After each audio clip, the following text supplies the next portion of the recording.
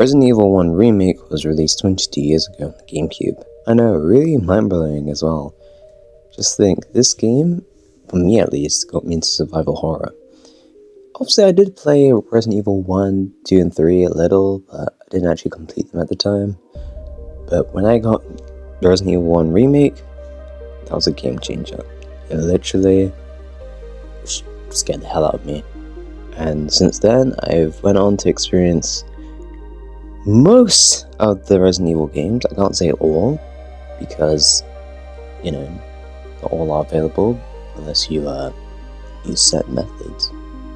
But yeah, I just wanted to make a quick video celebrating Resident Evil 1 Remake. Honestly, had some very terrible, don't even know what that word means, terrifying memories with this game. And honestly,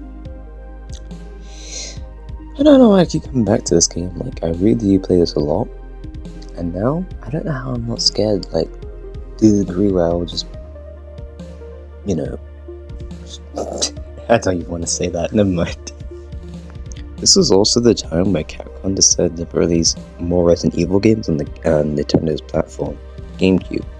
And this is where not only did we get Resident Evil 1, but we also got Resident Evil 0, as well as the most famous one, as people like to call it, masterpiece, or even the best game of all time, Resident Evil 4. Obviously, I didn't play this game back in the day, so obviously I got the HD remaster, which is on Nintendo Switch, PlayStation 4, Xbox One, PlayStation 5 probably, Xbox Series X and S, and PC. And obviously, since then, I decided, you know what, let me experience this game. And I went in blind.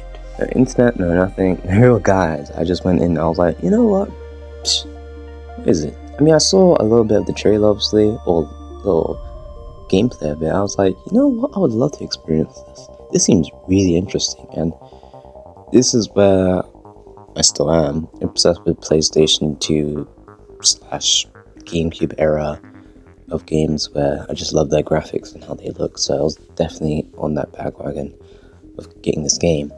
And then eventually, I went for the mansion. That's also when I encountered Crimson Heads. Gosh, that was very scary.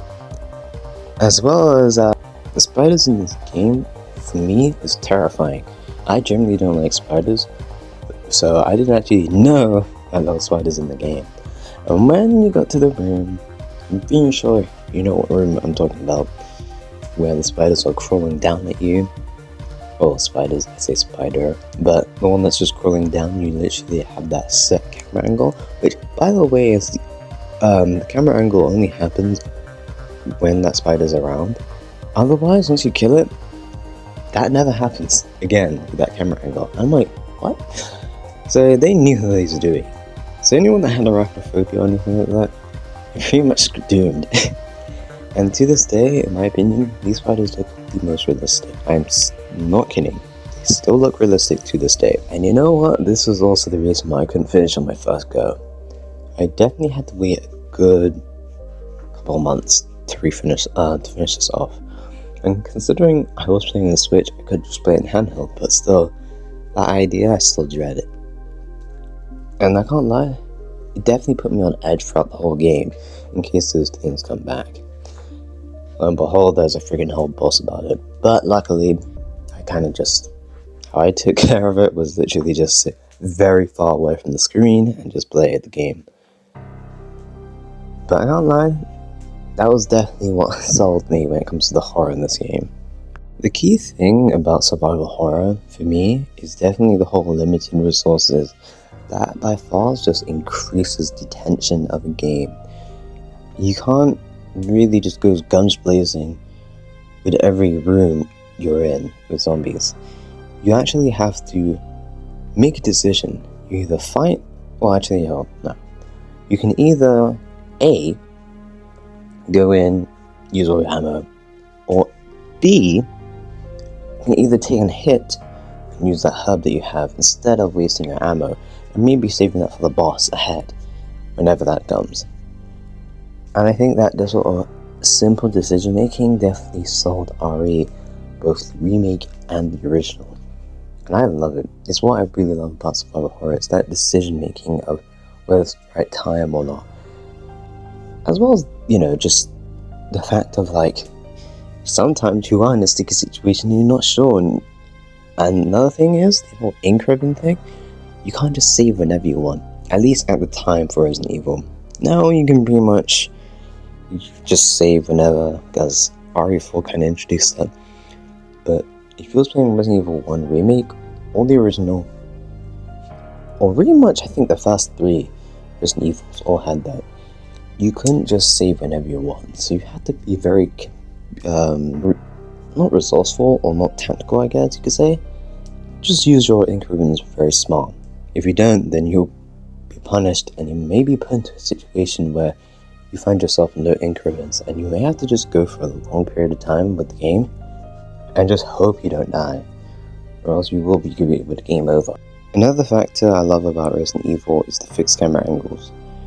I love fixed camera angles. I know that could be split with some fans, but fixed camera angles really help elevate the game in ways of a scare factor, as well as just really bringing this game to life. I feel like the angles, some angles can definitely be a little bit cruel, because sometimes you could be walking and you won't even, in certain encounters, I do admit, it can be annoying, because you could be walking and the camera angle changes about 50 times, and you're just trying to get to a door. And so imagine that in a boss fight, it could be definitely annoying. But when you're not really in a boss fight, and you're just in the halls or somewhere, you can't tell what's up ahead, but you can definitely hear some eerie noises. It could be just, sounds from outside the mansion, or even in.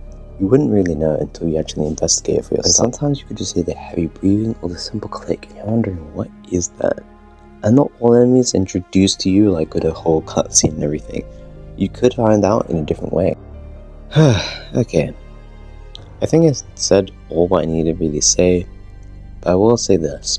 If you are new and you really want to get into this genre, get Resident Evil 1 Remake. I think you'll really like it. It's definitely a very fun but simple game. There's not really much mind-boggling puzzles. So, go ahead. Play it. Honestly.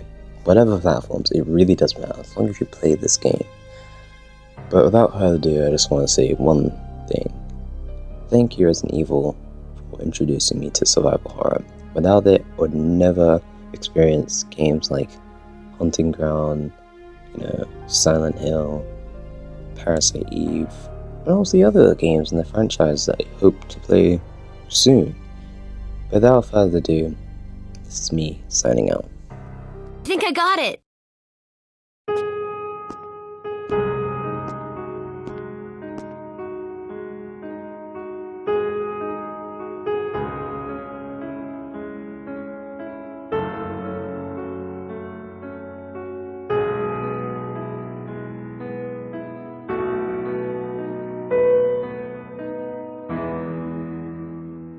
Practice makes perfect. What's this?